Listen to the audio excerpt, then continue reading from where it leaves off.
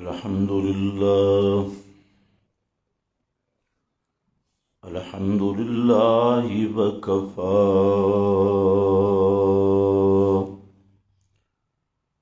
والصلاة والسلام على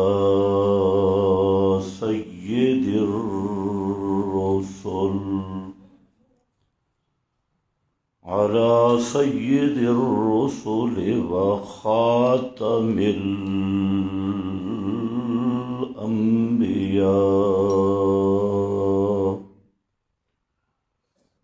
أما بعد فأعوذ بالله من الشيطان الرجيم.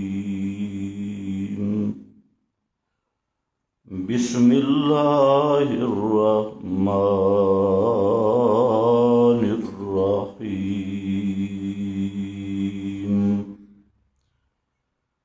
وَلَقَدْ آتَيْنَاكَ سَبْعًا مِّنَ الْمَثَانِي وَالْقُرْآنَ الْعَظِيمَ.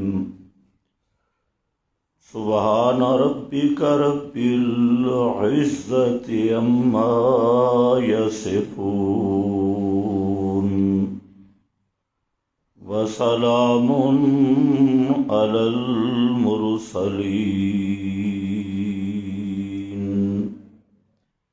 والحمد لله رب العالمين.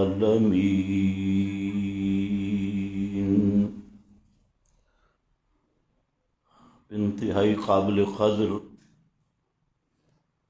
بزرگوں اور بھائیوں، سورۃ الحجر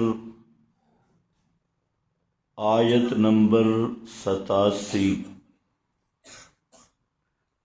آپ کے سامنے تلاوت کی گئی. اس آیت میں نبی کریم صلی اللہ علیہ وسلم کو ایک بہت بڑی تسلی، ایک عظیم انعام کی صورت میں دی گئی. سورۃ الحجر کے مضامین پہ غور کیا جائے تو اس سے پہلے اللہ رب العزت نے انبیاء کرام کی دعوت کے مقابل لوگوں کے بعض نمونے پیش کیے، جن میں اصحاب الحجر حضرت صالح کی قوم، ان کی تکذیب اور دعوت الانبیاء کے انکار کا نتیجہ ذکر کیا، اور نبی کریم صلی اللہ علیہ وسلم کو صبر کی تلقین کی. اور یہاں پر آپ صلی اللہ علیہ وسلم پر سب سے بڑا انعام، ویسے تو نبی کریم صلی اللہ علیہ وسلم پر اللہ رب العزت کے وہ انعامات اور وہ رحمتیں ہیں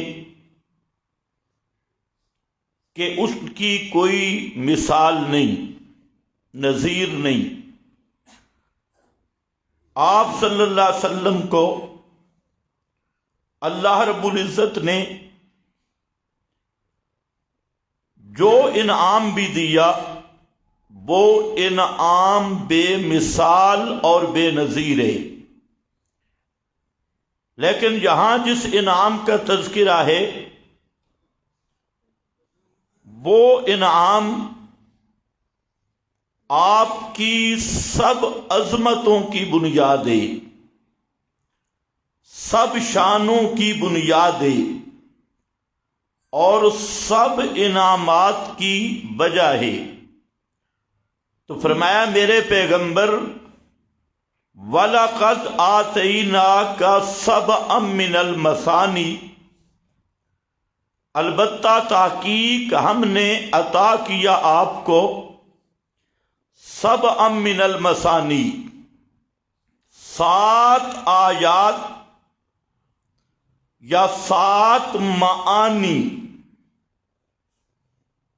7 مضامین یا 7 آیات جو المثانی دہرائی ہوئی ہیں، بار بار جن کا ذکر ہوتا ہے۔ شیخ التفسیر حضرت مولانا عبد الغنی جاجروی رحمہ اللہ نے اور حضرت شیخ القرآن مولانا غلام اللہ خان رحمہ اللہ نے یہاں شاہ عبد القادر محدث دہلوی کا ایک لفظ ذکر کیا، وظیفہ۔ ہم نے آپ کو وہ وظیفہ عطا کیا جو بار بار پڑھا جاتا ہے، بار بار دہرایا جاتا ہے، والقرآن العظیم، اور ہم نے آپ کو عطا کیا قرآن عظمت والا، والقرآن العظیم۔ اس کی تفسیری ابحاث میں کہ سبعًا من المثانی سے مراد کیا ہے، بعض احادیث اور اقوال صحابہ سے معلوم ہوتا ہے کہ اس سے مراد ہے سورۃ الفاتحہ، 7 آیات اور مثانی دہرائی جانے والی، بار بار پڑھی جانے والی نماز میں سورہ فاتحہ بار بار نماز میں پڑھی جاتی ہے، اس لیے اس کو مثانی کہا گیا۔ اور حضرت عبداللہ ابن عباس رضی اللہ تعالیٰ عنہ کی ایک روایت کے مطابق یہاں سبعًا من المثانی، 7 سے مراد آیات نہیں بلکہ مضامین قرآن، قرآن کے وہ 7 مضامین جن کو بار بار قرآن ذکر کرتا ہے، تو وہ مضامین مراد ہیں 7 من المثانی سے۔ بہرحال دونوں قول موجود ہیں۔ آگے فرمایا والقرآن العظیم، یہ واو کا عطف تفسیری بھی بن سکتا ہے اور اس کو عاطفہ بھی بنا سکتی ہیں۔ والقرآن العظیم یعنی قرآن عظیم، عظمت والا قرآن۔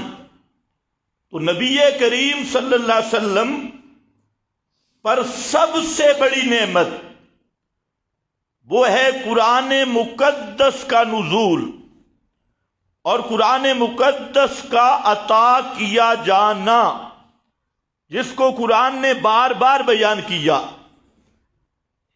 اب اس نعمت کے کچھ تقاضے ہیں۔ جس کو قرآن مل جائے یہ سب سے بڑا انعام ہے، اس سے بڑی نعمت کوئی بھی نہیں۔ اور اس نعمت کے آگے تقاضے بیان کیے۔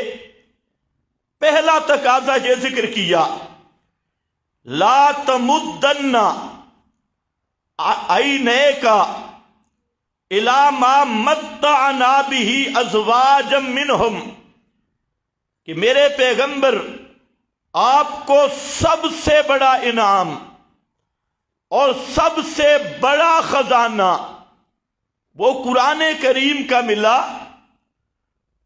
اس لیے اب اس کا تقاضا یہ ہے کہ دوسرے لوگ جو قرآن سے محروم ہیں، ان کے پاس جو دنیا کی نعمتیں ہیں اور دنیا کے خزانے ہیں، کوٹھیاں ہیں، مال متاع دنیا کا، دنیاوی ساز و سامان، فرمایا ان کی طرف آنکھ اٹھا کے بھی نہیں دیکھنا۔ یہاں سے علماء نے ایک مسئلہ لیا کہ قرآن کریم اللہ کی سب سے بڑی نعمت ہے، اور اس نعمت سے بڑی نعمت کوئی بھی نہیں، اس لیے جس آدمی کو قرآن کریم جیسی نعمت مل گئی تو وہ آدمی ہر نعمت سے اپنے آپ کو مستغنی سمجھے، دنیا کی نعمتوں میں سے۔ حضرت ابو ہریرہ رضی اللہ تعالیٰ عنہ فرماتی ہیں قال رسول اللہ صلی اللہ علیہ وسلم لیس منا من لم یتغنى بالقرآن، کہ اس آدمی کا ہم سے کوئی تعلق نہیں، لیس منا وہ ہم میں سے نہیں ہے، من لم یتغنى بالقرآن۔ اس یتغنى کا کیا معنی؟ سب محدثین نے لکھا لم یستغن بہ، کہ جو آدمی قرآن والی نعمت کو کافی نہ سمجھے اور اس سے استغنا حاصل نہ کرے کہ مجھے قرآن مقدس کی نعمت مل گئی، اب اس کے مقابلہ میں دنیا کی ہر نعمت حقیر ہے، ہر نعمت نیچے ہے، ساری دنیا کے خزانے، ساری دنیا کی حکومتیں، ساری دنیا کا ساز و سامان، مال و متاع، یہ سب کا سب ہیچ ہے، اور سب سے بڑی نعمت ہے اللہ کا قرآن۔ جس کو نصیب ہو گیا اس سے بڑی نعمت کوئی نہیں ہے۔ اس لیے فرمایا کہ لیس منا من لم یتغنى بالقرآن، یہ بخاری شریف ہے، اور اس کی شرح میں ابن حجر محدث رحمہ اللہ نے لکھا لم یستغن بہ۔ اسی طرح حضرت عبداللہ ابن عمرو ابن عاص صحابی رسول، وہ فرماتے ہیں کہ من اوتی القرآن، جس آدمی کو قرآن ملا، فرآ احدا اوتی من الدنیا افضل مما اوتیا، پھر اس نے دیکھا کسی آدمی کو کہ دنیا کا اس کو ساز و سامان ملا ہے، اور پھر اس کے دل میں آتا ہے کہ اس کو تو بڑی نعمتیں مل گئیں، تو فرمایا فقد صغر عظیما وعظم صغیرا، وہ ایسا بدبخت ہے کہ اس نے عظیم نعمت کو چھوٹا سمجھا اور چھوٹی اور حقیر چیزوں کو بڑا سمجھا۔ آج یہ بات لوگوں کو سمجھ نہیں آ رہی کہ قرآن مقدس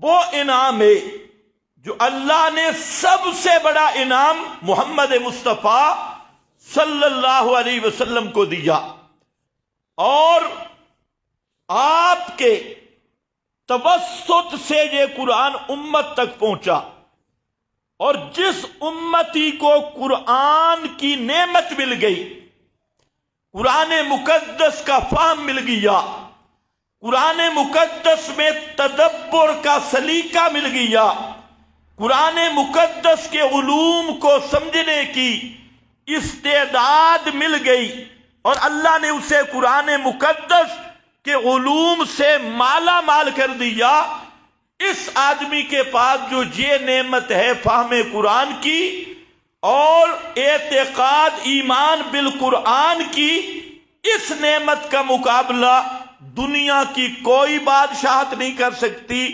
دنیا کا کوئی ساز و سامان نہیں کر سکتا۔ پوری دنیا کے خزانے ایک طرف ہوں لیکن قرآن کے خزانے کا مقابلہ نہیں ہو سکتا۔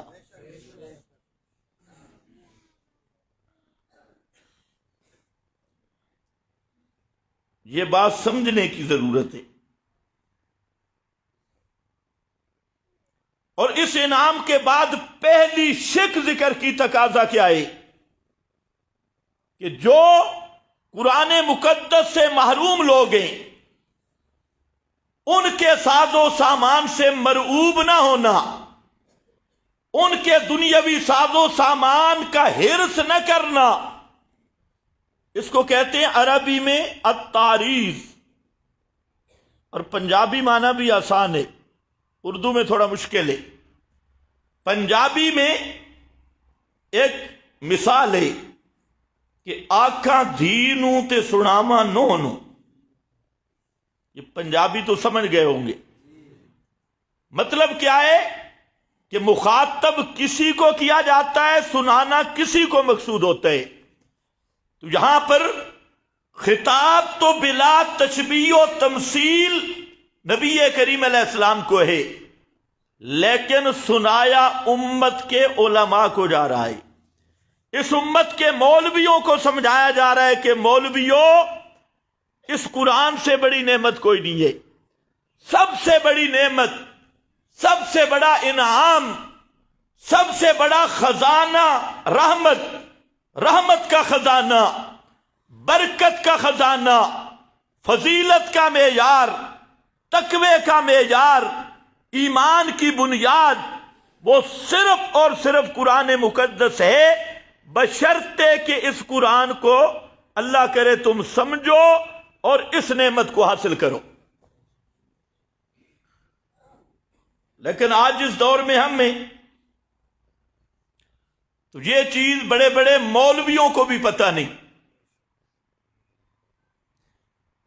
چاہیے تو یہ تھا کہ دنیا کے ہر خزانے سے استغنا ہوتا اور قرآن مقدس پر اکتفا ہوتا، لیکن آج ملا نے اس قرآن کو ذریعہ معاش بنا لیا، سمجھا ہی نہیں قرآن نعمت کیسی ہے، انعام کیسا ہے، اسی قرآن کو تجارت بنا لیا۔ اگر یہ قرآن کے خزانے کو سمجھتا، قرآن مقدس والی نعمت کو سمجھتا تو سب کچھ لٹا دیتا قرآن کے لیے، لیکن اس نے قرآن کو لٹانے کی کوشش کی ہے ختم کے چاولوں کے لیے، جمعرات کے چاولوں کے لیے، 11ویں کے دودھ کے لیے۔ تو خیر، یہ سب سے بڑا انعام اور اس کا پہلا تقاضا ہے لا تمدن، ہرگز دراز نہ کرنا اپنی آنکھوں کو الی ما متعنا به ازواجا منہم ولا تحزن علیہم۔ ایک تو قسم و قسم کے منکرین قرآن، ان کو جو نعمتیں ملی دنیا کی، اس کی طرف نہ حرص کے طور پہ دیکھنا ہے اور نہ تعصفاً غم کے طور پہ دیکھنا ہے، نہ غیظاً کسی طریقے تمہارا دھیان دنیا کے خزانوں کی طرف نہ ہو۔ ولا تحزن علیہم، ان پہ غم بھی نہ کر۔ غم کس بات کا؟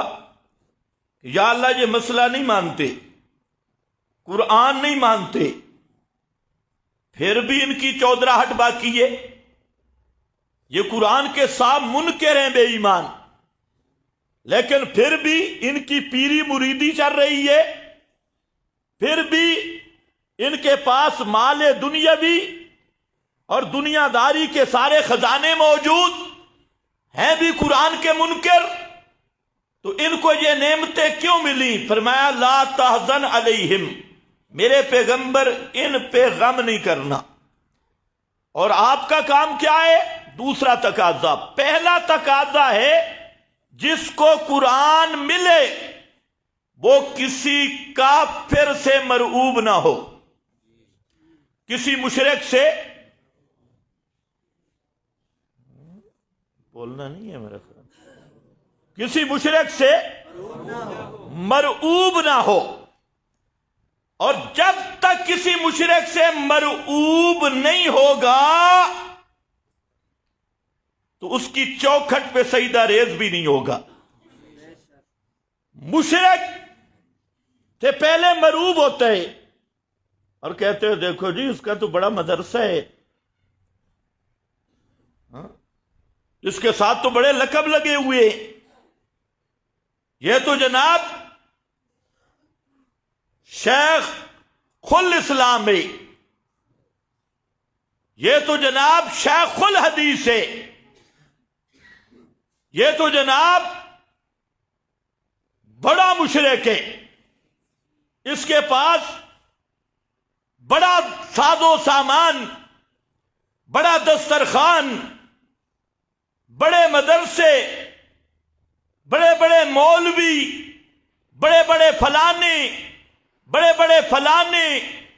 جب یہ مرعوب ہوگا تو اب مشرک کے سامنے سجدہ ریز ہوگا، سجدہ ریز ہوگا، اور بدعتی کے سامنے سجدہ ریز ہوگا۔ اور جب اس کو یہ احساس ہوگا کہ میرے پاس قرآن جیسی نعمت ہے، قرآن مقدس جیسی نعمت ہے، اور بدعتی جتنے درجے کا بھی موٹا تازہ ہو اس کے پاس قرآن نہیں، وہ قرآن مقدس کے چور ہے، قرآن مقدس کے مد مقابل ہے۔ جب یہ نظریہ ہوگا تو وہ کبھی کسی مشرک یا بدعتی کی چوکھٹ پہ سجدہ ریز نہیں ہو سکتا۔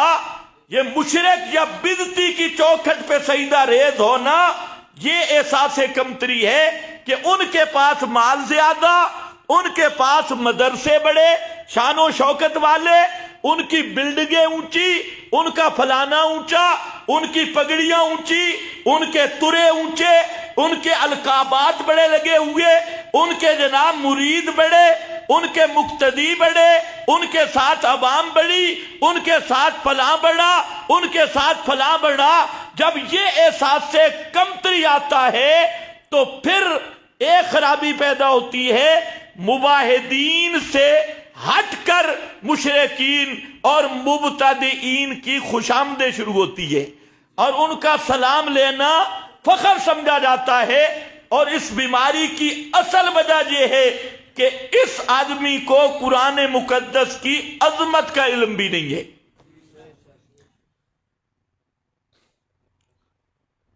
اس لیے فرمایا میرے پیغمبر، بات پیغمبر کو ہے، سمجھایا ہمیں جا رہا ہے، مولویوں کو، کیونکہ پیغمبر کریم کے بارے میں تو تصور ہی نہیں کہ وہ کسی دنیا دار کے طرف جھکے یا دنیا دار کی طرف جھکنے کا ارادہ ہی کریں، سوال نہیں پیدا ہوتا، اس لیے کہ پیغمبر معصوم ہوتا ہے اور پیغمبر کی حفاظت خود اللہ کرتا ہے۔ تو اس لیے فرمایا میرا پیغمبر، یہ قرآن مقدس کی نعمت کی پہچان کا پہلا تقاضا کسی مشرک سے مرعوب نہیں ہونا، کسی بدعتی کے ساز و سامان، کسی دنیا دار، کسی یہودی اصلی ہو یا نقلی، کسی نصرانی عقلی ہو یا نقلی، کوئی ہندو، کوئی سکھ، ان کی بلڈنگیں دیکھ کر، ان کے پاس دنیا کا سامان دیکھ کر، ان کی ظاہری شان و شوکت دیکھ کر، ان کے ظاہری پیری مریدی دیکھ کر، ان کے ظاہری اور مصنوعی تقوی کی کہانیاں دیکھ کر، ان کے زبان کے دعوے دیکھ کر قطعاً مرعوب نہ ہوا کرو۔ جن کے پاس قرآن مقدس کی نعمت ہو وہ کبھی کسی دنیاوی خزانوں کی طرف نہ مرعوب ہوتا ہے دیکھ کر، نہ ان کا لالچ کرتا ہے، نہ حرص کرتا ہے۔ اور دوسرا فرمایا وَاخْفِضْ جَنَاحَكَ لِلْمُؤْمِنِينَ، میرے پیغمبر وَاخْفِضْ جَنَاحَكَ لِلْمُؤْمِنِينَ، نرم کر کندھا اپنا للمومنین مومنوں کے لیے،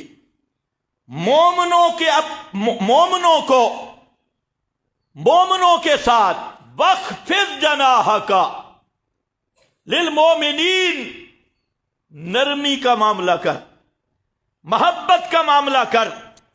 اور یہ تب ہوتا ہے کہ جب قرآن کی عظمت ہوگی تو قرآن والوں کے ساتھ بھی محبت ہوگی، قرآن مقدس کے ساتھ تعلق رکھنے والوں کے ساتھ محبت ہوگی۔ اور جب قرآن کی عظمت دل میں نہیں ہوگی اور دنیا داروں کی عظمت ہوگی اور دنیاوی ساز و سامان کا حرص ہوگا، وہ مباحدوں کے ساتھ لڑے گا اور بدعتیوں اور مشرکوں کو سلام کرنا، ان کی خوشامدیں کرنا، ان کے چوکٹوں پہ سجدے کرنا اور جوتے اتار کے ان کے سامنے ان کا استقبال کرنا، وہ اپنے لیے باعث سعادت سمجھے گا اور اس کو وہ کہے گا یہ اخلاق ہے۔ توجہ ہے؟ یہ وہی کہہ سکتا ہے جو قرآن سے جاہل ہو، اور جس کے پاس قرآن کی نعمت ہے وہ کسی دنیاوی ساز و سامان سے مروب نہیں ہوتا۔ مومن جتنا غریب ہو اور جتنا بے سر و ساز و سامان ہو، وہ مومن سے پیار رکھتا ہے اور مشرکوں اور بدعتیوں سے بائیکاٹ رکھتا ہے۔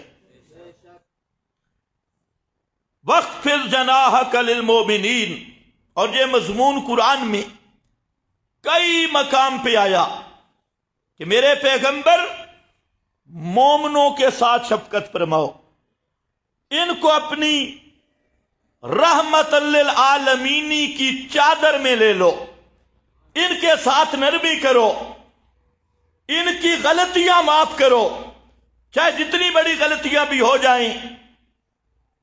اگر غور کیا جائے تو ایک وہ غلطی جس کے برابر کوئی غلطی نہیں ہوتی، یہ وہ غلطی ہوئی مقام احد میں، احد کے مقام میں۔ اس غلطی کی وجہ سے پیغمبر کریم کے دانت مبارک بھی شہید ہو گئے اور 70 صحابہ شہید ہو گئے۔ جیتی ہوئی جنگ بظاہر شکست کا نقشہ اختیار کر گئی، کئی زخمی ہوئے، اور غلطی ایک تھی چند آدمیوں کی، وہ درہ والے، جبل رمات والے۔ لیکن ان کا جب قرآن نے تذکرہ کیا، فرمایا میرا پیغمبر یہ وہ لوگ ہیں عفا اللہ عنہم، اللہ کی قسم اللہ نے ان کی غلطی معاف کر دی ہے، اور واعف عنہم، میرے پیغمبر تو بھی معاف کر دے۔ یہ کون سفارش کر رہا ہے؟ اللہ۔ اللہ اپنے پیغمبر کو کہہ رہا ہے واعف عنہم، میرے پیغمبر تو بھی معاف کر، میں نے بھی ان کو معاف کر دیا۔ اور فرمایا لو کنت فظا غلیظ القلب، میرے پیغمبر یہ تو فبما رحمت من اللہ، یہ تو میری رحمت ہے نا کہ میں نے آپ کے دل کو ان کے لیے ان کے حق میں نرم کر دیا ہے۔ اگر آپ کا دل ان کے حق میں سخت ہوتا لنفضوا من حولک، تو یہاں اصول قرآن یہ بیان کر رہا ہے کہ جس کو قرآن مقدس کی نعمت مل گئی ہو، اس کا تقاضا یہ ہے منکرین قرآن سے متاثر نہ ہو، قرآن کی حقیقت کے چوروں سے متاثر نہ ہو، ہاں اپنے مومنوں کے ساتھ پیار کرے، اہل ایمان کے ساتھ پیار کرے، اور مشرک اور بدعتی کے ساتھ کیا کرے؟ بائیکاٹ کرے۔ وَاخْفِضْ جَنَاحَكَ لِلْمُؤْمِنِينَ وَقُلْ، اور فرما دیجئے انی انا النذیر المبین، فرما دیجئے لوگو میں محمد مصطفیٰ، میرا تعارف کیا ہے؟ انی انا النذیر المبین، بے شک میں النذیر المبین، کھول کھول کے مسئلہ بیان کرنے والا، کھول کھول کے کھلا مکھلا ڈرانے والا، آگاہ کرنے والا، کما انزلنا علی المقتسمین، کما انزلنا علی المقتسمین ننزل علیہم کما انزلنا۔ فرمایا میرا پیغمبر یہ دو کام کرنے امت کو بھی بتا دے، جس کو قرآن کریم جیسی نعمت مل گئی وہ مشرکوں اور ان کے ساز و سامان سے بیزار ہو، ان کے ساتھ بائیکاٹ ہو، اور مومنوں کے ساتھ محبت اور پیار ہو، نرمی ہو، اور اہل ایمان کے ساتھ محبت اور رحمت کا معاملہ ہو، یہ کرنا آپ کا کام ہے۔ اب آگے فرمایا جو آپ کے مخالف ہیں، تو قرآن کے تقاضے پورے کر، اور جو آئے گا قرآن کے مسئلہ کے مقابلہ بھی، چاہے کوئی بھی ہو، تو ننزل علیہم کما انزلنا علی المقتسمین، ان پہ بھی وہی اتاروں گا جیسے مقتسمین پہ اتارا، ان پہ بھی وہی اتاروں گا جیسے جو مقتسمین پہ اتارا۔ یہ مقتسمین کون ہیں؟ یہاں پر مفسرین کے چار اقوال ہیں۔ مقتسمین کون ہیں؟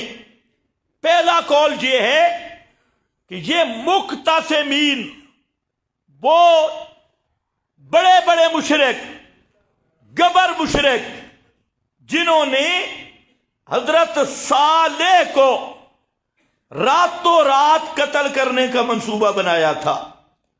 حضرت صالح تقاسموا باللہ، اسی سے مقتسمین، رات کو انہوں نے منصوبہ بنایا، کسی کو پتہ نہیں چلے گا، اور ہم دھاوا بولیں گے حضرت صالح کے گھر پر۔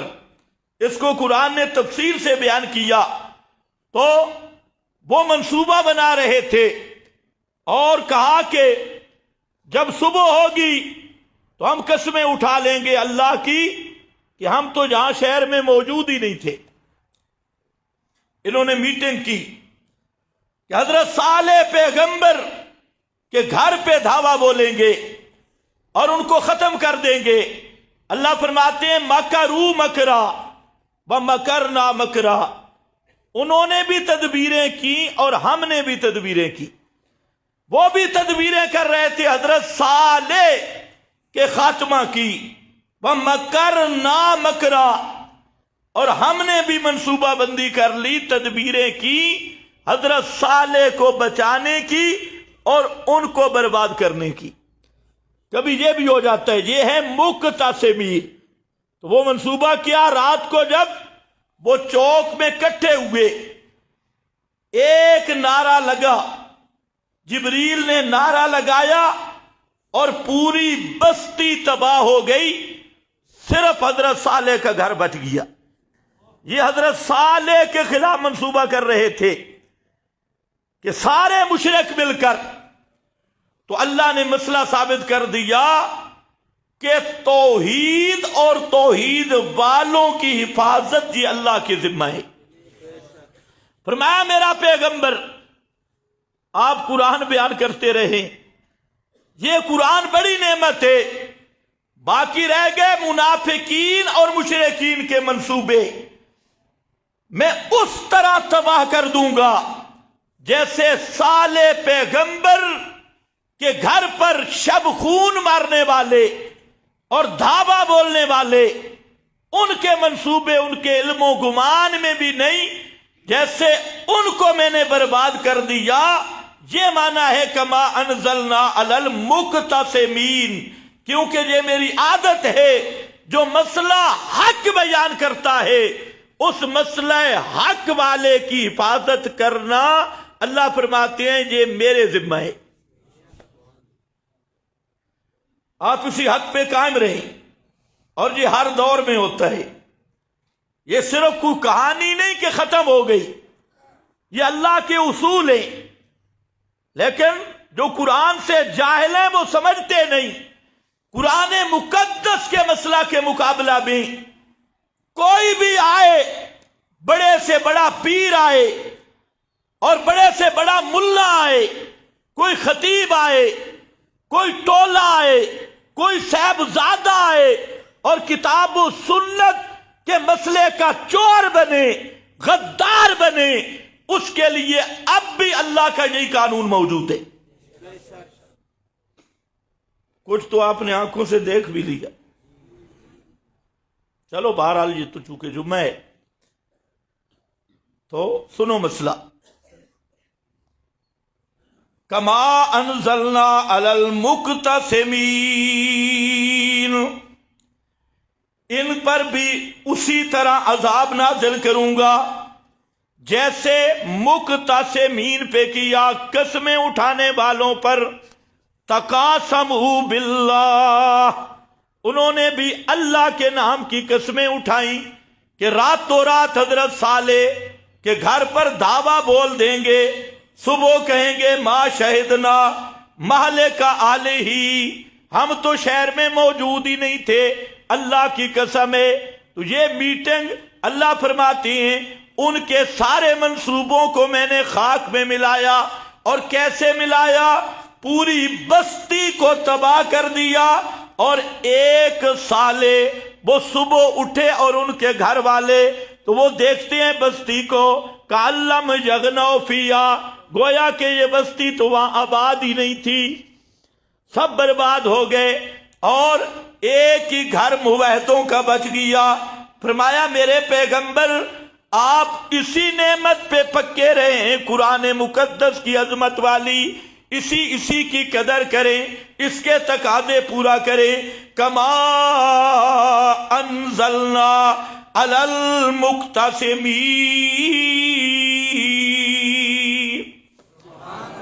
اسی طرح ہم عذاب نازل کریں گے، ایک معنی۔ اور دوسرا معنی مقتسمین کا، مشرکین نے حج کے موسم میں بڑے بڑے خطیب کھڑے کیے، بڑے بڑے اپنے رہبر، جتنے حاجیوں کے راستے تھے، جس راستے سے آتے ان راستوں کو تقسیم کر دیا آپس میں، اس لیے کہا گیا مقتسمین، انہوں نے راستے تقسیم کر دیے، اور ہر راستے پہ ایک بزرگ ان کا کھڑا ہو گیا، اور وہ یہ کہتا کہ حاجیوں مکہ میں ضرور آؤ، لیکن مکہ میں ایک آدمی ہے جو مجنون ہو گیا ہے، پاگل ہے معاذ اللہ، اس کی بات نہیں ماننی۔ توجہ ہے نا؟ اس کی بات، ہاں اس کی بات نہیں ماننی۔ اس کا نام محمد ہے، محمد عبداللہ کا بیٹا، باقی حج بھی کرو، کعبہ میں بھی آؤ، لیکن اس کی بات سننی نہیں ہے۔ وہ آج بھی کہتی ہے نا سننا ہی نہیں ہے، سننا ہی نہیں ہے، پتہ اس لیے کہتے ہیں سننا نہیں، اگر سنا تو حق کھل جائے گا، سننا ہی نہیں۔ انہوں نے راستے تقسیم کر لیے، اور ایک بڑا ان کا جو سردار تھا وہ کعبہ کے دروازے پہ کھڑا ہو گیا۔ اب جتنے قافلے حج سے آتے یہ ان کو گائیڈ کرتے، بھئی اے جو محمد ہے نا آقا صلی اللہ علیہ وسلم، یہ ہمارے بزرگوں کو گالیاں دیتا ہے، ہمارے اکابر کے خلاف ہے، اور فتوے بڑے لگاتا ہے، یہ تکفیری ہے، یکفرنا یکفر آباءنا، یہ تکفیری ہے، تکفیری، ہمیں کافر کہتا ہے۔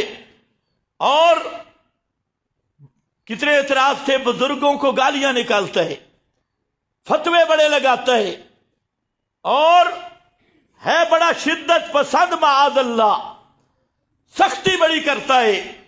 اس لیے اور باپ دادے کا مذہب چھوڑ گیا، اس لیے اس کے قریب نہ جانا۔ اللہ نے وہ جتنے لوگ لیڈر بنے ہوئے تھے سب کو ایسی سزا دی جو عبرت کا نمونہ بن گئی۔ فرمایا میرا پیغمبر آپ مسئلہ بیان کرتے رہے، قرآن بیان کرتے رہے، میں ان کے ساتھ بھی وہی کام کروں گا کما انزلنا علی المقتصبین، جیسے پہلے راستے تقسیم کرنے والے کام ونڈا ڈالا نل کیتا، مسئلہ توحید دے دائی کے خلاف، ان کے ساتھ بھی وہی کروں گا علی المقتصبین۔ اور تیسرا معنی، جیسے ان پہ عذاب ہوا جنہوں نے اپنی کتاب کو تقسیم کر ڈالا، یہود اور نصارہ، انہوں نے اپنی کتابوں کے حصے بنا دیے، رجسٹر الگ کر لیے، اور کچھ کتابیں الگ کر لیں، اپنی اپنی پسند کے مسئلے۔ اللہ کی کتاب افتؤمنون ببعض الکتاب وتکفرون ببعض، بعض کو تو لے لیتے تھے اور جو حصہ خلاف آتا اس کو بولو اس کو چھوڑ دیتے۔ یہ ہیں کتابیں تقسیم کرنے والے، کتابوں کو ٹکڑے کرنے والے۔ تورات کا وہ حصہ، انجیل کا وہ حصہ جو اپنے مطلب کے خلاف ہوتا اس کو چھپا کے رکھ لیتے اور کچھ کچھ سنا دیتے۔ تو فرمایا جیسے ان پہ عذاب آیا اسی طرح یہ بھی نہیں بچ سکیں گے۔ آج بھی ایسا ہوتا ہے کہ نہیں؟ ان تدوم لا یسمعوا دعاءکم کو پڑھنا، ویوم القیامت یکفرون بشرککم کو چھپا لینا۔ چھپاتے نہیں چھپاتے؟ اتنا تو کہنا جی مردے نہیں سنتے، نہیں سنتے، نہیں سنتے۔ اور وَمَنْ أَضَلُّ مِمَّن يَدْعُو مِن دُونِ اللَّهِ، اس من اضلو کو چھپا لینا، اس کو چھپا لینا۔ یہ تو لکھنا بینروں پر بھی اور ہر جگہ پہ لہو دعوت الحق۔ تے اگلا حصہ وَمَا دُعَاءُ الْكَافِرِينَ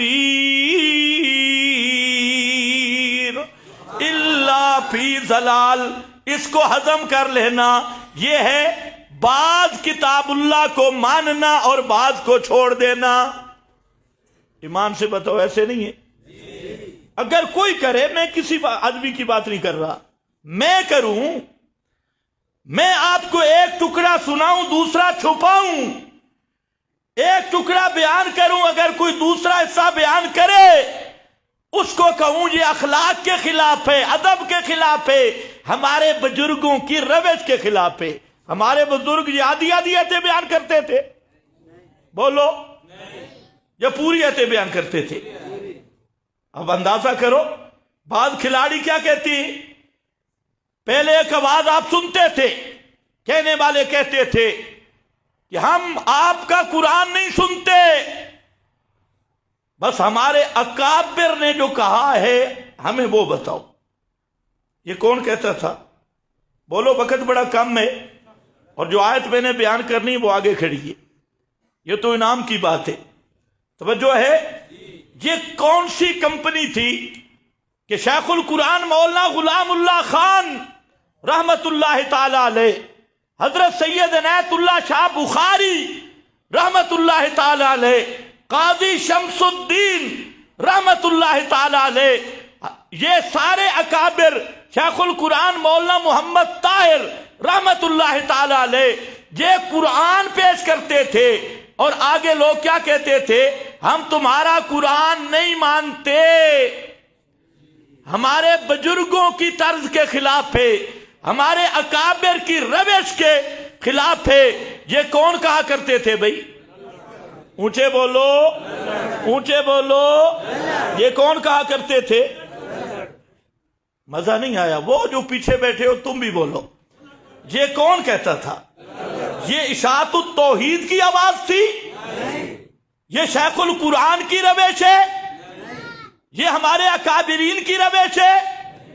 یہ روش ہے اہل بدعت کی، اور ملا جی تو بھی بدعتیوں سے مل مل کر اب اس نیز پہ پہنچا ہے اور اہل بدعت کی بولی بول رہا ہے کہ ہم توحید، ہمیں وہ توحید نہ سناؤ جو ہمارے بزرگوں کی روش سے ہٹ کے ہے.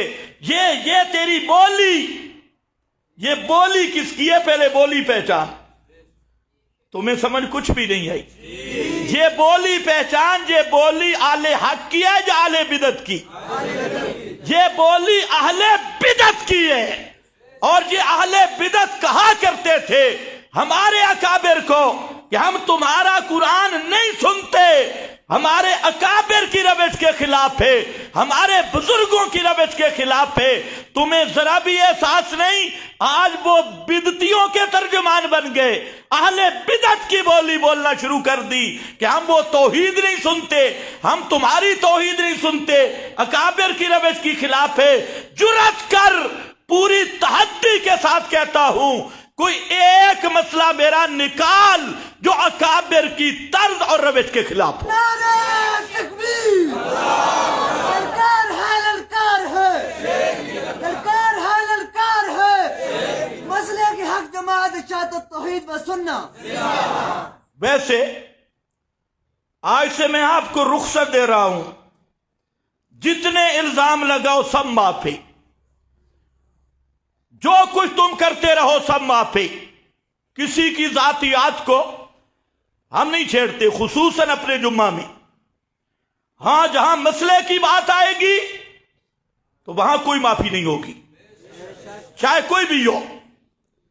اور تم آگے عوام کو پاگل کیسے بناتی ہیں؟ میں شیخ القرآن کا شاگرد ہوں، میں نے عنایت اللہ شاہ صاحب کو دیکھا ہے، میں نے فلاں کو دیکھا ہے. میں نے کہا کمال کہ عبداللہ ابن ابی نبی پاک کا شاگرد تھا. عبداللہ ابن ابی نے نبی پاک کو دیکھا تھا یا نہیں؟ اس اخنس نے ساری زندگی پیغمبر کے پیچھے نمازیں پڑھی تھی، تو اب عبداللہ ابن ابی کا بیان حق بن جائے گا؟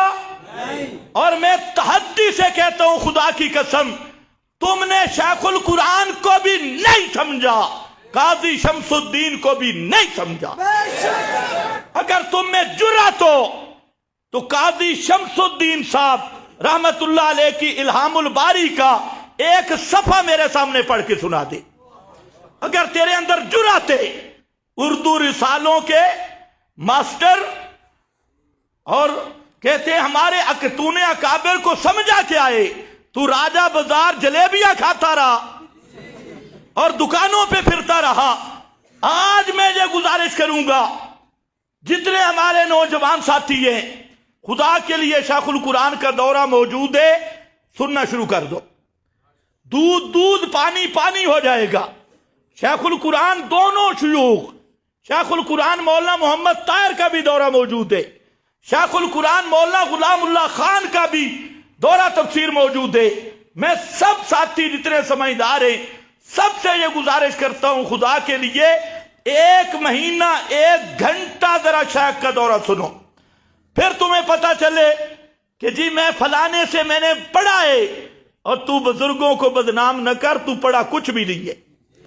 اگر تو پڑھا ہوتا، خدا کی قسم تجھے تو جواہر القرآن کی اصطلاحات نہیں آتی.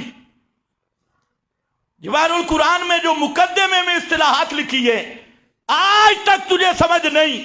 اگر ضرورت پڑی تو میں تیری اصل چیزیں لاؤں گا اور میں بتاؤں گا کہ اندماج کو تو کیا پڑھتا ہے.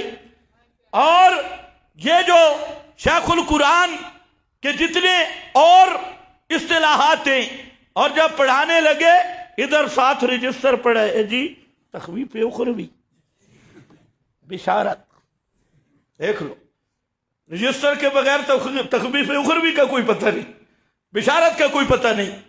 اور ابھی ایک آیت کا ترجمہ کیا، وہ جس تقریر میں بڑے اخلاق کا مظاہرہ کیا ہے اس میں ایک آیت کا ترجمہ کیا، انا للہ و انا الیہ راجعون. تو کہتا کیا ہے؟ اتنا نہیں پتا کہ اگر کسی آیت کے 2 معنی ہوں، دو توجیہ ہوں، شیخ زادہ البیضاوی تو تیری قسمت میں نہیں، کسی عالم سے پوچھ لینا، وہ عربی بھی ہے، وہ شاید تجھے سمجھ نہ آئے۔ اگر دو توجیہ ہیں اور ان میں تضاد نہیں تو دونوں مراد ہوتی ہے۔ اب یہ کیا کہتا ہے؟ مولانا حسین علی صاحب کا نام لے کر حالانکہ جھوٹ بولا مولانا حسین علی پر بھی، یہ ہے اکابر کو ماننا، اکابر کا نام لیتے جاؤ اور جھوٹ بولتے جاؤ۔ یہ مقام جواہر القرآن کا دیکھ لو، کہتا ہے یہ انا الیہ راجعون، کہ یہ معنی غلط ہے کہ ہم اللہ کی طرف لوٹنے والے ہی۔ یہ معنی کیا ہے؟ کہتا ہے مفسرین نے یہ معنی کیا، یہ معنی غلط ہے۔ واہ واہ، کیسی قرآن دانی ہے! یہ معنی غلط ہے، یہ ذرا غلط معنی جواہر القرآن میں دیکھ۔ ادھر کہتے ہیں میں شیخ القرآن کا شاگرد ہوں، اور جواہر القرآن میں جو معنی لکھا ہے کہتے ہیں غلط ہے۔ اچھا یہ غلط ہے، یہ کس نے کہا ہے؟ کہتے ہیں حدثنا مولانا حسین علی۔ بڑے بڑے کذاب راوی دیکھیے، لیکن ایسے کذاب راوی محمد بن مروان بھی نہیں کہ مولانا حسین علی نے کہاں کہا ہے یہ معنی غلط ہے۔ اور میرا بھائی غصہ نہ کر، دونوں معنی صحیح ہے۔ انا الیہ راجعون، بے شک ہم اسی کی طرف لوٹنے والے ہیں، اے معنی بھی صحیح ہے۔ کہتے تا صحیح ہو سی جو پچھو مر بننے والا معنی ہو بھی۔ کیا عقل ہے، کیا علم کا سمندر ہے۔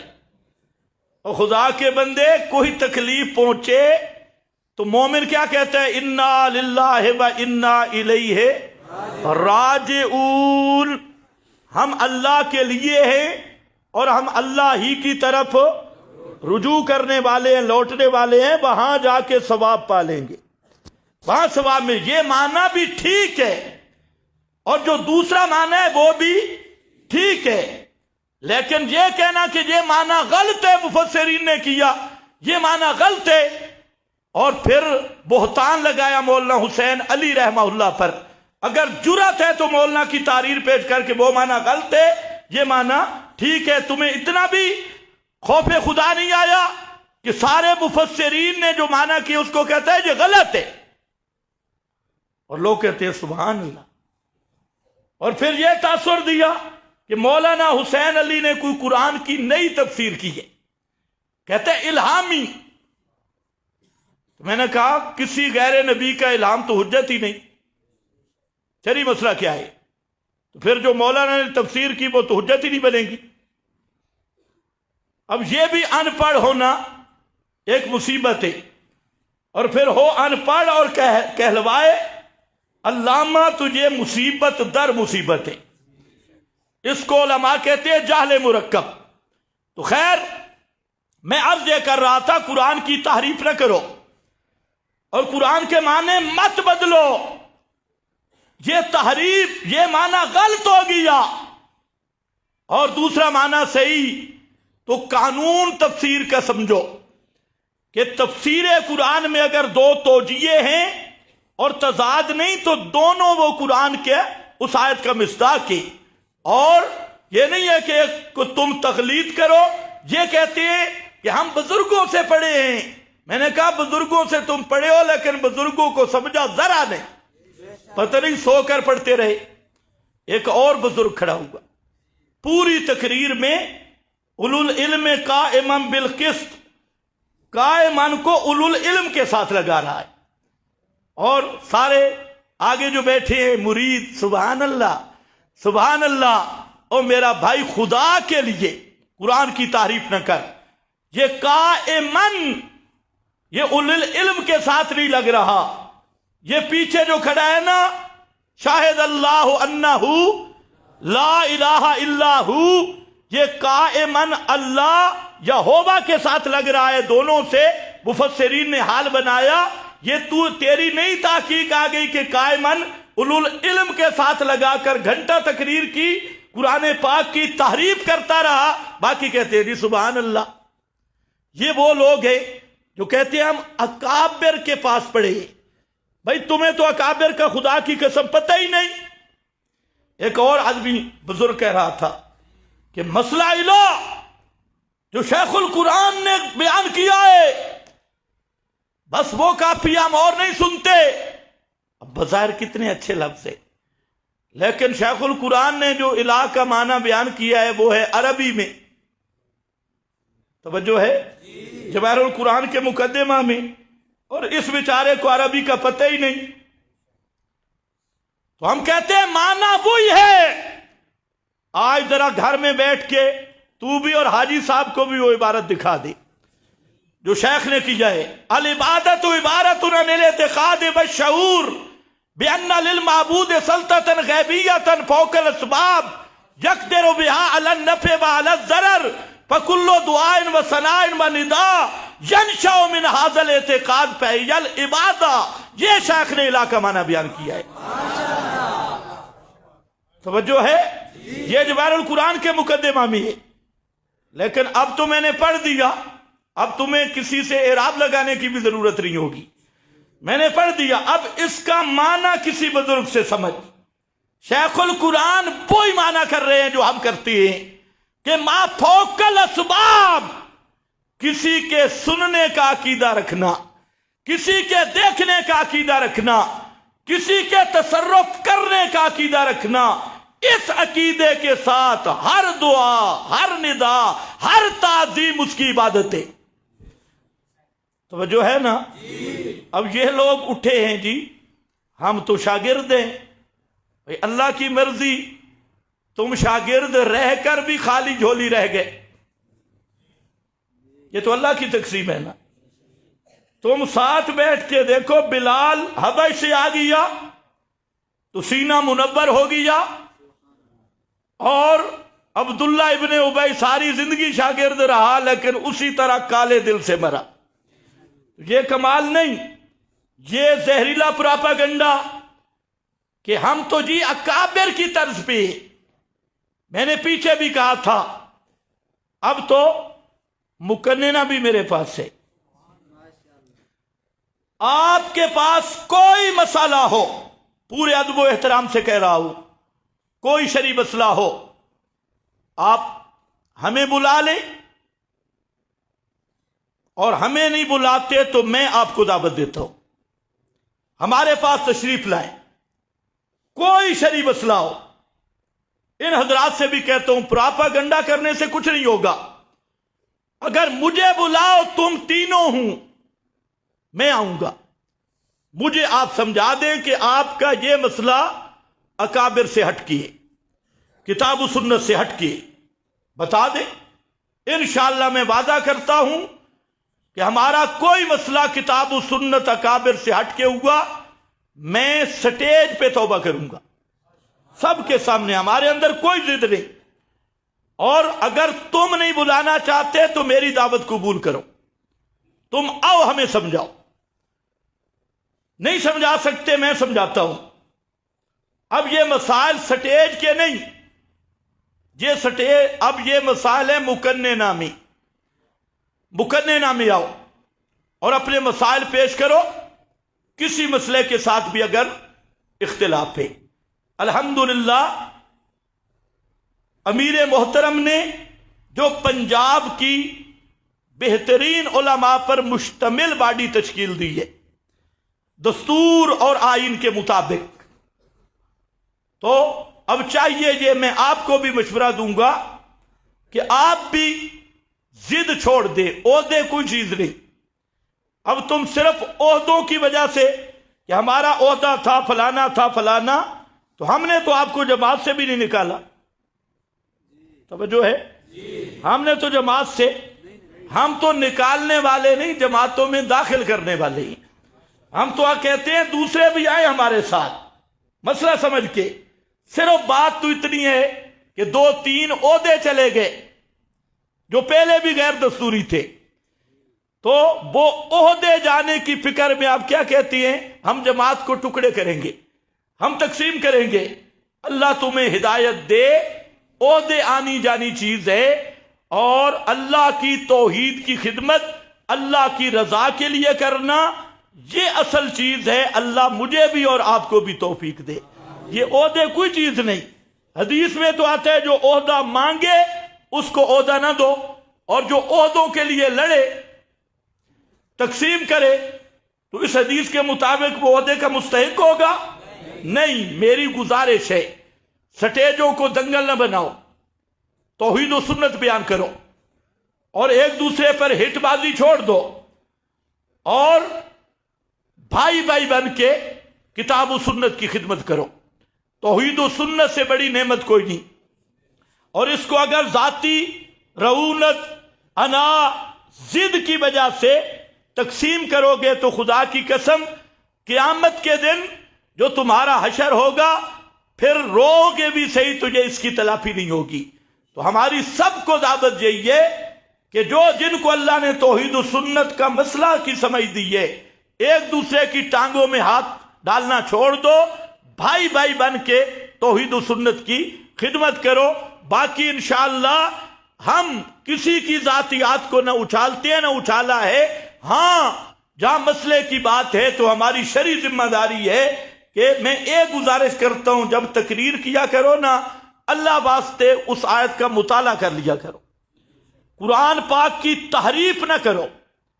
قرآن پاک کی تحریف ایک مستقل جرم ہے۔ اور پھر میں یہ گزارش کروں گا، میں نے اور بھی بڑی تقریریں سنی ہیں پیچھے کی، میرے پاس وقت کم ہے۔ قرآن کچھ کہتے ہیں، تم کچھ کہتے ہو، اور اوپر نام کس کا لے لیتے ہو؟ اکابر کا۔ وہ تفسیر نہ اکابر نے کی ہے نہ کسی اور نے کی ہے، محرف خود تے نام اکابر کا۔ اور مولانا حسین علی رحمت اللہ تعالی علیہ کا یہ شان نہیں ہے کہ انہوں نے پوری امت سے ہٹ کر کوئی تفسیر کی ہے، جیسے تم نے جہالت سے سمجھا ہے۔ مولانا حسین علی رحمت اللہ علیہ نے جو کچھ بیان کیا، اس الفرقان کا مطالعہ کر لو، ہر ایک چیز پہ مفسرین کے حوالے، جو کچھ حضرت نے بیان کیا۔ یہ الگ بات ہے کہ تمہیں تفسیریں دیکھنے کا ذوق ہی نہیں اور اہلیت ہی نہیں۔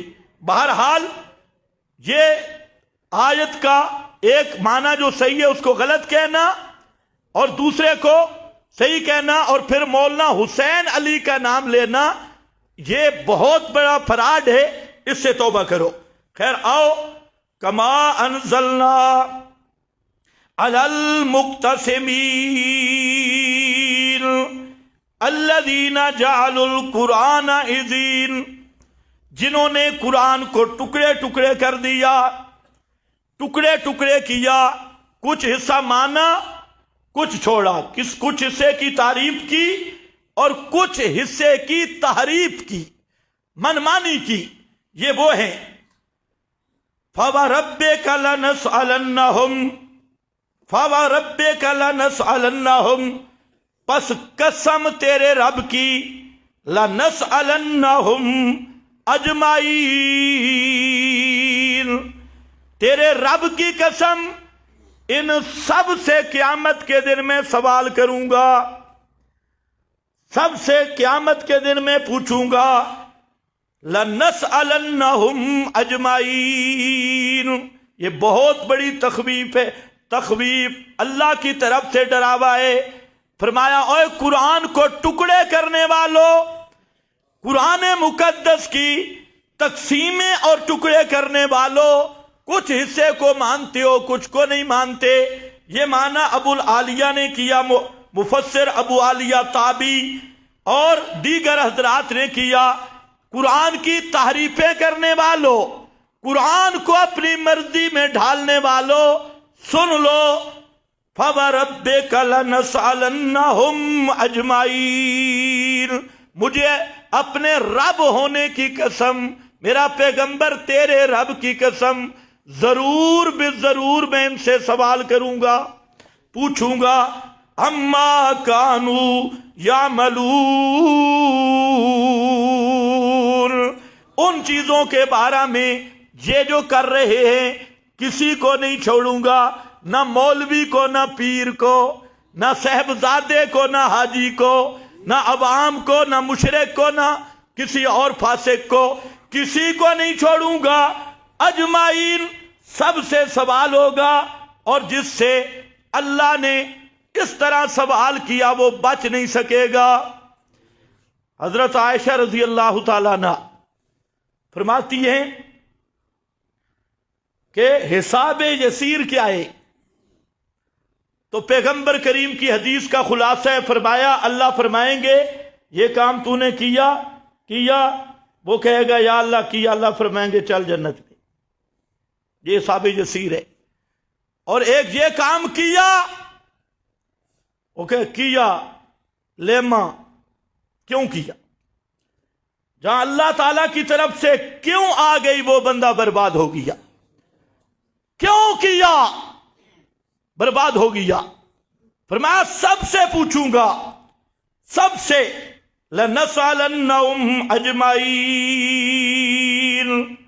اس پر حضرت انس، حضرت عبداللہ ابن عمر، حضرت مجاہد تابعی یہ فرماتے ہیں تفسیر کرتے ہوئے، السؤال عن لا الہ الا اللہ، سوال کس کے بارے میں ہوگا؟ اللہ کی توحید کے بارے میں، کیونکہ قرآن کے حصے بھی کرتے ہیں مسئلہ توحید کے بارے میں۔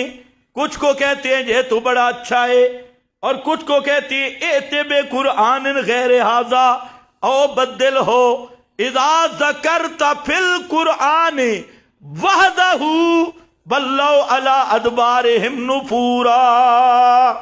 سارے قرآن کے دشمن نہیں، مسئلہ توحید کے دشمن ہیں۔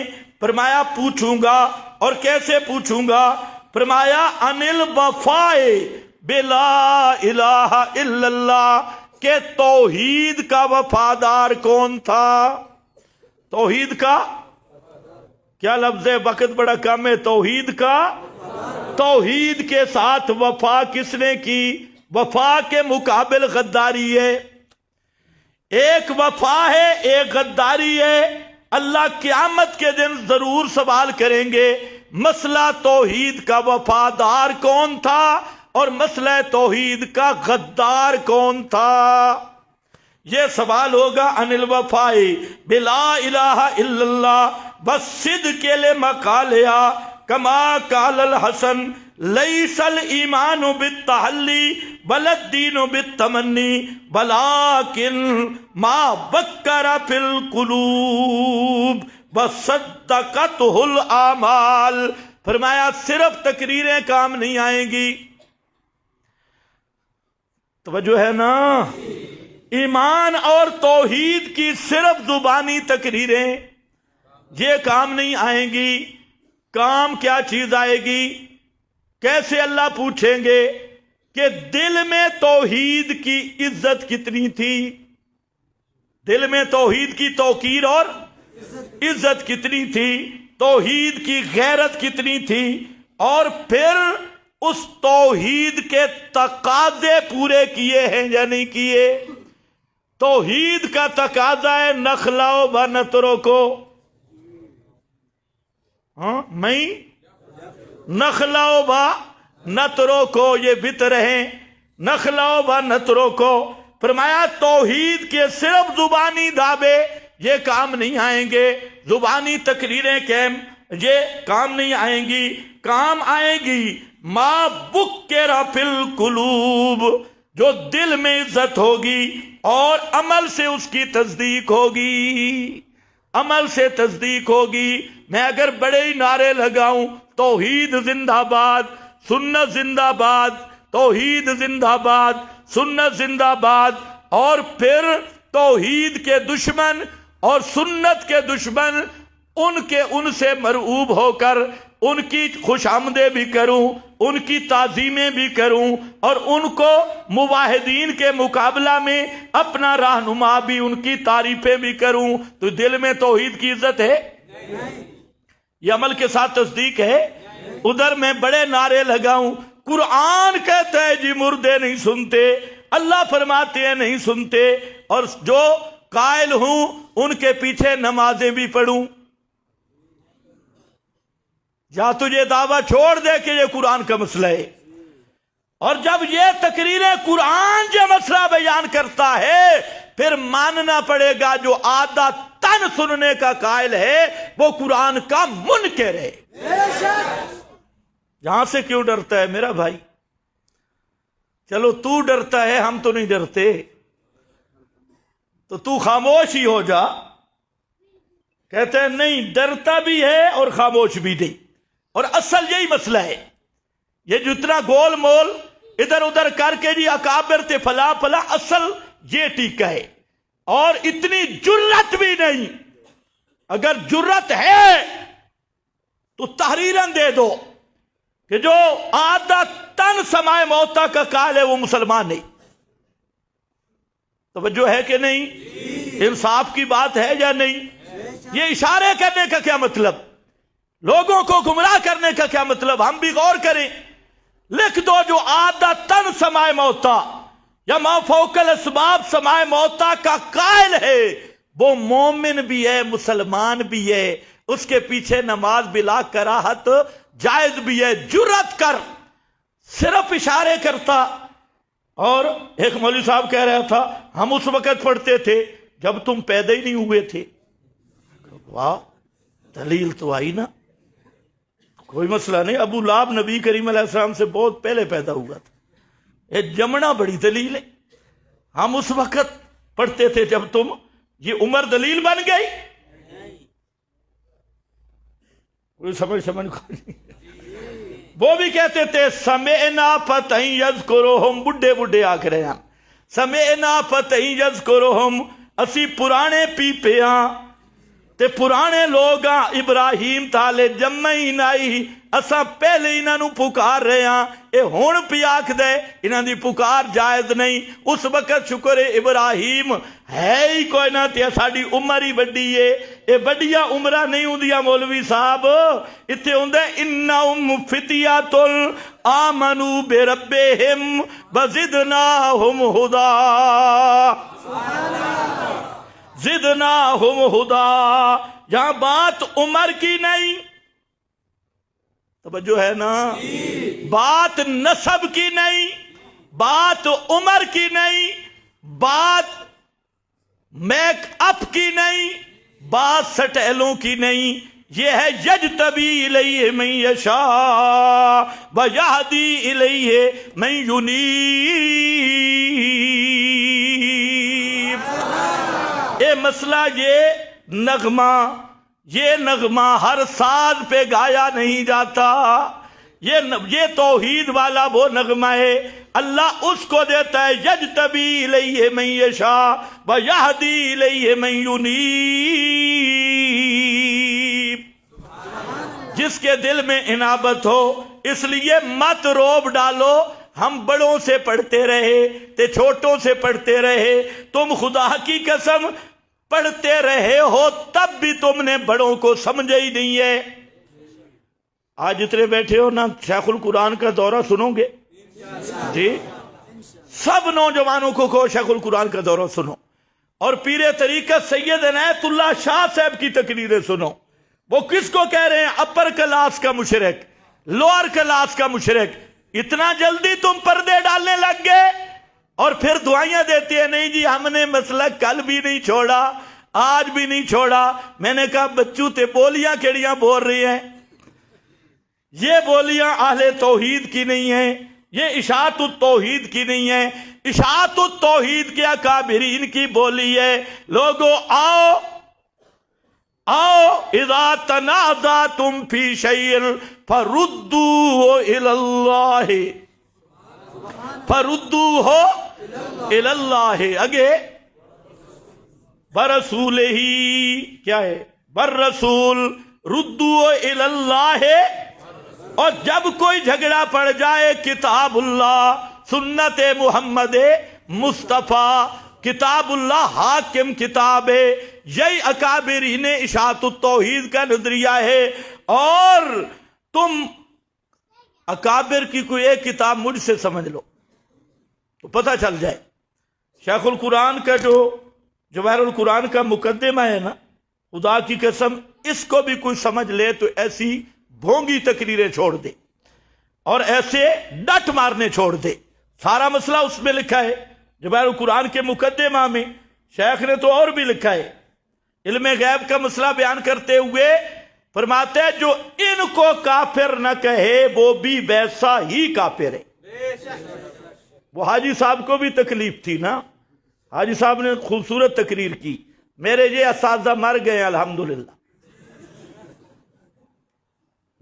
وہ بھی حوالے میں فلاں سے پڑھا، فلاں سے پڑھا، فلاں سے پڑھا. بھائی پڑھا تو 1000 سے پڑھے، لیکن تو نے حاصل کیا کیا؟ حاصل کیا کیا؟ ہمارے علاقے میں ایک مولوی صاحب تھے، 40 سال ایک مدرسے میں پڑھے، اور 40 سال کے بعد اس نے اردو والی بخاری سے دورہ حدیث کیا، بالکل کودر. فلانے کے پاس بھی بیٹھا، فلانے کسی کے پاس بیٹھنے سے آدمی عالم بن جاتا ہے؟ یا تو سند بیان کر رہا ہے. تو حالت یہ ہے کہ اب یہاں پر الحمدللہ کہنا چاہیے میرے اساتذہ مر گئے. ایک اور بڑی عجیب لطیفہ کیا. وہ لطیفہ جی یہ کہتے ہیں نوح کا بیٹا کنعان، حضرت موسیٰ بھی تو فرعون کے گھر پیدا ہوئے. اس جملے کو ذرا سوچو. میں اگر ہم عرض کریں گے تو شکایت ہوگی. خود موسیٰ بن رہا ہے اور فرعون کس کو کہہ رہا ہے؟ اپنے باپ کو فرعون کہہ رہا ہے اور خود موسیٰ بن رہا ہے. پچھلے سارے کہتے ہیں سبحان اللہ، کیا بات ہے. یعنی بیٹا باپ کو کہہ رہا ہے فرعون، خود موسیٰ بن رہا ہے، اور سارے جو سٹیج پہ سبحان اللہ. اور میرے بھائیو یہ تمہاری حالت ہے، ہمیں نہ چھیڑو، اپنا کام کرو، توحید و سنت بیان کرو.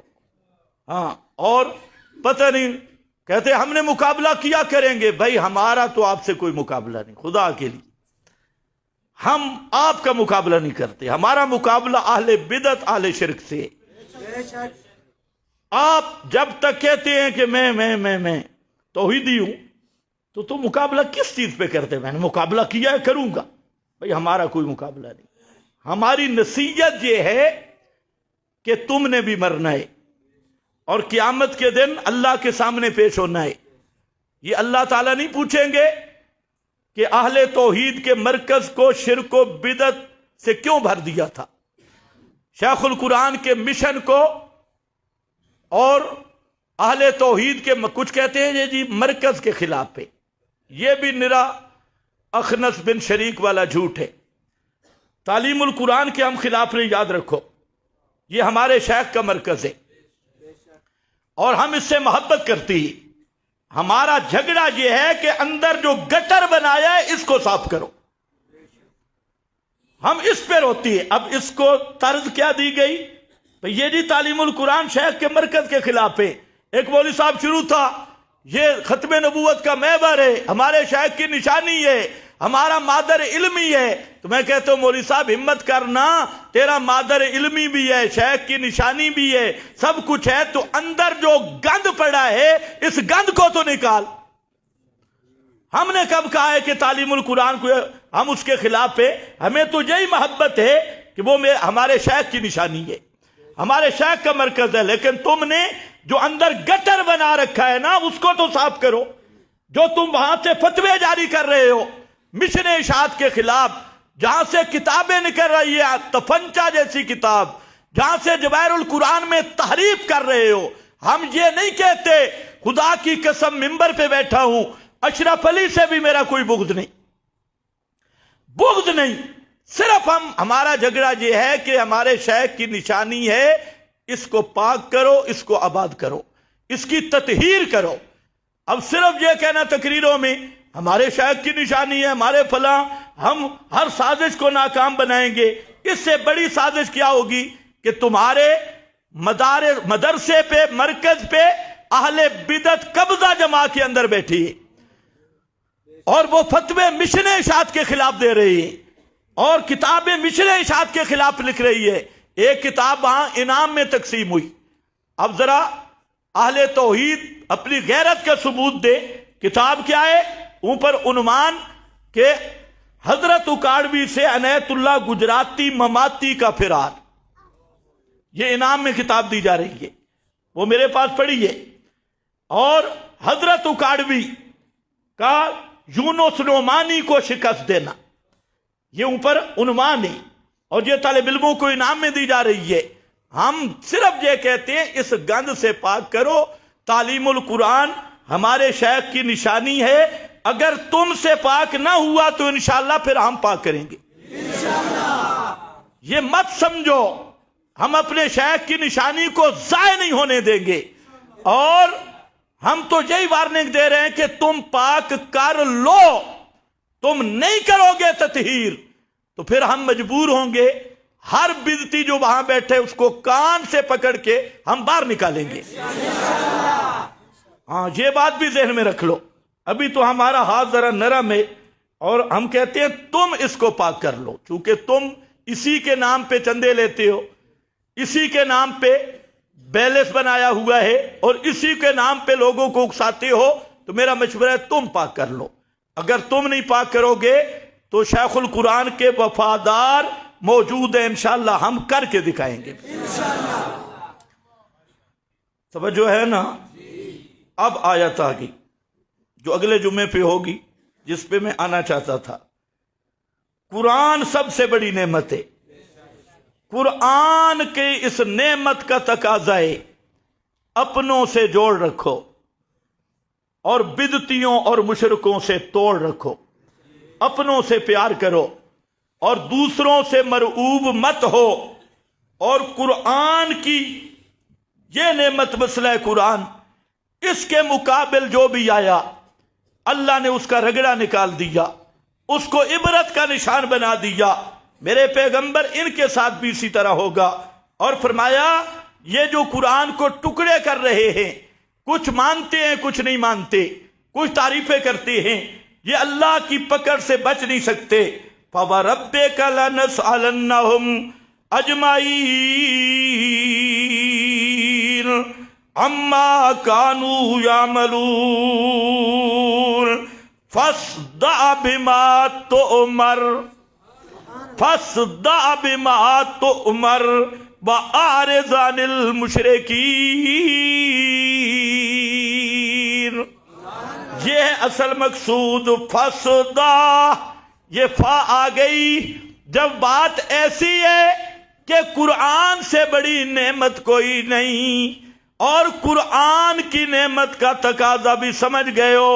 اذا کان الامر کذالک، تو اب میرا پیغمبر فَاصْدَعْ بِمَا تُؤْمَرُ وَأَعْرِضْ عَنِ الْمُشْرِكِينَ،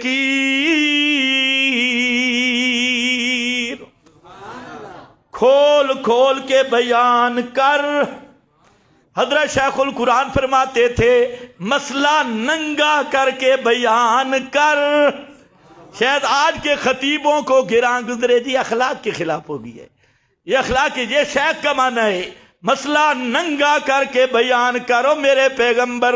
فَاصْدَعْ بِمَا تُؤْمَرُ۔ اور حضرت پیر بخاری مانا کرتے تھے میرا پیغمبر یہود و نصارہ نے مسئلہ پر پردے ڈال رکھے ہیں اور کتمان کی چادریں لپیٹ رکھی ہیں، اے میرے پیغمبر فَاصْدَعْ، ایک ایک پردے کو سرکا دے، کتمان کی چادریں ہٹا دے۔ فَاصْدَعْ، رڑے میدان مسئلہ بیان کر، ڈنکے دی چوٹ تے مسئلہ بیان کر۔ سادو ان عربی میں کہتی ہیں شیشہ بلندی سے گرے، بلندی سے فرش پہ گر جائے، جب ہو بھی شیشہ اور بلندی سے فرش پہ گرے اس کا جز جدا ہو جاتا ہے۔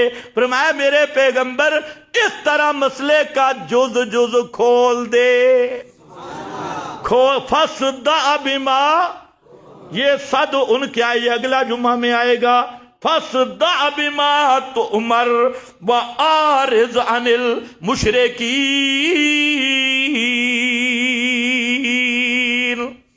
اور مشرکاں دی پرواہ نہ کر۔ لا تبال بہم، ان کی پرواہ نہ کر میرا پیغمبر، نہ انہاں کو ڈرنا، نہ انہاں دے مال و متاع دی پرواہ کرنا، نہ انہاں نال کوئی لالچ رکھنا، نہ خوف رکھنا۔ تیرا کام کیا ہے؟ کھول کھول کے ڈنکے کی چوٹ پہ مسئلہ توحید بیان کرتا رہے۔ عارض عن المشرکین، یا اللہ یہ بڑے مشرک ہیں اور بڑے بکواس کرتے ہیں، مشرک بھی اور مشرکوں کے وکیل بھی، بڑے زہریلے پراپیگنڈے کرنے والے، بڑے بہتان تراشیاں کرنے والے، رات دن کٹھے ہو کے بکواس کرنے والے۔ ان کا اگر میں مسئلہ بیان کروں یہ ساری لود دی لود پیچھے لگ ویسی، یہ سارے مشرک پیچھے لگ وے سن. پھر کیا سی؟ فرمایا انا کفیناک المستہزئین.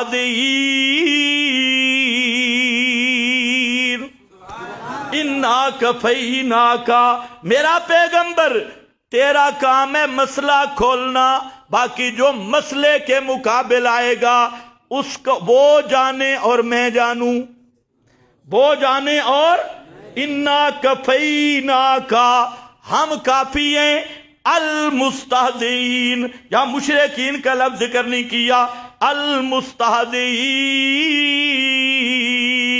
تاکہ مشرکاں دے وکیل بھی وچ آ جامن. پیچھے المشرکین اور ادھر المستہزئین، یہ لفظ بدل دیا کہ مشرک بھی اور مشرکوں کے وکیل بھی جو مرضی مذاق کرتے رہیں، جو مرضی ٹھٹھے کرتے رہیں، جو مرضی ٹچکریں کرتے رہیں، جو مرضی اشارے کرتے رہیں، جو مرضی الزامات لگاتے رہیں، جو مرضی اتہامات لگاتے رہیں، جو مرضی چیختے چلاتے رہیں، انا کفیناک، ہم کافی ہیں، تمہیں ان سے لڑنے کی ضرورت ہی نہیں. یہ مکی آیات ہے. ہم کافی ہیں، تمہیں ان سے لڑنے کی ضرورت. لڑائی تو مدینہ شروع ہوئی ہے، جہاد والی آیات وہاں ہیں. اور پھر اللہ نے کفایت کی. یہاں پر بھی چند بڑے بڑے رؤوس تھے، سادات المشرکین. یہ سادات جمع سید دی. ایک مولوی صاحب بیچارہ وہ بار بار پڑھتا ہے سید عنایت اللہ، اللہ سید نہیں ہوں، سید ہوں. شیخ القرآن رحمت اللہ علیہ، یہ رحمت اللہ علیہ کیا ہے؟ اور رحمت اللہ علیہ اتنا نہیں پتا. فلانا رحمت اللہ علیہ، یہ رحمت اللہ نہیں ہوتا بابا، یہ رحمت اللہ ہوتا ہے. السلام علیکم ورحمت اللہ پڑھتے ہو؟ کیا پڑھتے ہو؟ السلام علیکم ورحمت اللہ. یہ وہ ہستیاں ہیں جو ہمیں اکابر سمجھاتی ہے. اور لفظ رحمت پڑھنے کا طریقہ نہیں، رحمت اللہ. یہ رحمت اللہ نہیں، میرا بھائی ناراض نہ ہونا، یہ رحمت اللہ ہے ہر جگہ پہ رحمت. اور لفظ سید ہے، سید نہیں.